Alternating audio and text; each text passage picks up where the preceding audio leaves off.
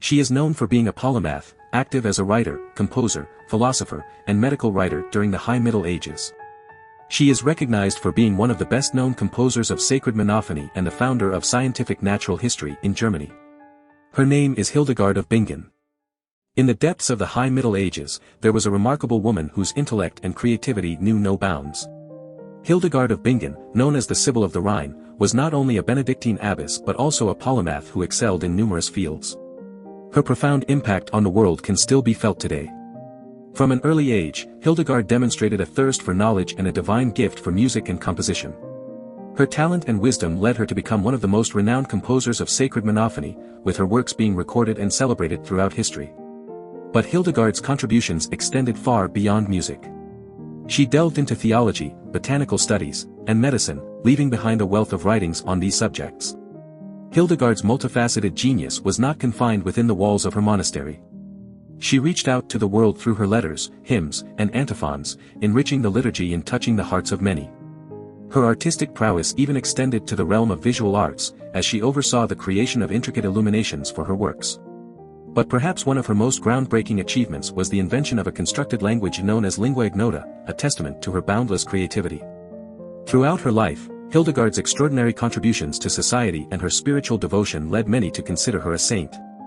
After centuries of veneration, Pope Benedict XVI finally recognized her officially, extending her liturgical cult to the entire Catholic Church and declaring her a doctor of the Church. Hildegard's life, teachings, and immense legacy continue to inspire and captivate the world, reminding us of the power of intellect, creativity, and unwavering faith. Hildegard's journey into monastic life began at a young age. Offered as an oblate to the Benedictine monastery at Disibodenberg, she found herself immersed in a community of monks and women who were drawn to Jutta, a visionary and spiritual leader. Jutta became Hildegard's mentor, teaching her basic skills and guiding her in her spiritual development. However, Jutta's unlearned status prevented her from providing Hildegard with sound biblical interpretation.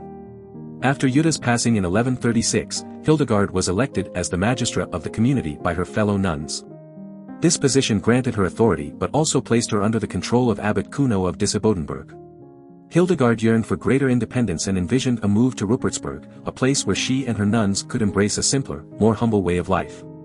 Despite Abbot Kuno's resistance, Hildegard sought the approval of Archbishop Henry I of Mainz, ultimately succeeding in her quest to establish a new monastery. However, it was not an easy journey for Hildegard. It took a divine intervention to soften Abbot Kuno's heart. Stricken by an illness that left her paralyzed and bedridden, Hildegard attributed her condition to God's displeasure at her failure to follow his instructions. Only when Abbot Kuno himself failed to move Hildegard did he finally grant her the permission she sought. Hildegard's tenacity and strong belief in her vision led her to overcome numerous obstacles. Her unwavering faith and determination to create a space for her nuns to live according to their calling were evident throughout her life. Even in the face of opposition from the clergy of Mainz regarding the burial of an excommunicated man, Hildegard stood firm in her conviction that reconciliation had taken place. Her unwavering dedication to truth and justice continued until her death in 1179. Hildegard's monastic life and philosophy teach us the importance of staying true to our beliefs and visions, even in the face of adversity. Her story reminds us that it is possible to bring about positive change by challenging the status quo and seeking alternatives that align with our values. Hildegard's emphasis on simplicity, humility, and independence also serves as a reminder to prioritize these qualities in our own lives, helping us navigate the complexities of daily existence with grace and purpose. Hildegard, a remarkable woman known for her visions and deep connection to God, had a profound understanding of the world from a young age. At just 3 years old, she saw what she called the shade of the living light, and by 5, she began to grasp that these were visions. Hildegard referred to them as visio, recognizing them as a gift she couldn't fully explain to others. Seeing all things in the light of God through her 5 senses, Hildegard understood the immense power and significance of her visions. However, she was hesitant to share them, confiding only in Jutta, her trusted companion. Eventually, Jutta shared Hildegard's experiences with Volmar, her tutor and later her secretary. Throughout her life, Hildegard continued to have many visions, each one a profound connection to the divine. In 1141, at the age of 42, Hildegard received a vision she believed was a direct instruction from God. She felt compelled to write down that which you see and hear. Despite her hesitations, Hildegard understood the importance of documenting these visions and their messages. The process of recording her visions, as seen in the Book of Sivius, caused her great suffering and tribulations.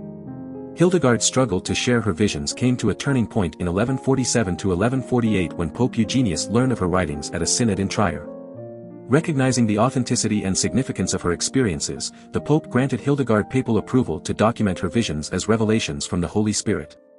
This official endorsement brought her instant credibility and recognition. On September 17, 1179, Hildegard passed away, leaving behind a profound legacy. As she took her last breath, her sisters witnessed two streams of light crossing over the room where she lay. It was a powerful testament to the divine presence that had guided Hildegard throughout her life. Hildegard's philosophy and works encompassed a vast array of disciplines, making her a true Renaissance woman of the Middle Ages. She dedicated herself to visionary theology, composing 3 volumes that delved into the depths of divine understanding. Her musical compositions, designed for use in the liturgy, showcased her talent and devotion to her faith. One notable piece was the musical morality play called Ordo Virtutum, which captivated audiences with its spiritual message. But Hildegard's contributions extended beyond theology and music.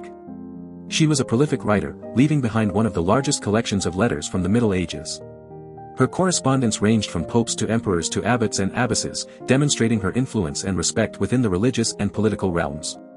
These letters also contained records of the sermons she delivered in the 1160s and 1170s, providing insight into her teachings and spiritual guidance. Furthermore, Hildegard explored the realm of natural medicine and cures, compiling 2 volumes of knowledge in this field. She believed in the healing powers of nature and sought to understand the connection between the physical and the spiritual. Additionally, she created an invented language called the lingua ignota, a testament to her creativity and intellectual curiosity. Throughout her life, Hildegard's works were meticulously recorded and preserved. The Rupertsberg manuscript, adorned with illustrations, housed her first major work, Sivius. The Dendermonde Codex contained one version of her musical compositions, while the Ghent manuscript served as the first fair copy for editing her final theological masterpiece, the Liber Divinorum Oprum. Towards the end of her life, all her works were gathered and edited into the Riesencodex manuscript, solidifying her legacy for generations to come.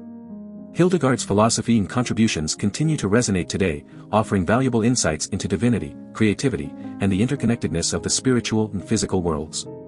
Her holistic approach to life and her unwavering dedication to her beliefs serve as an inspiration for us all.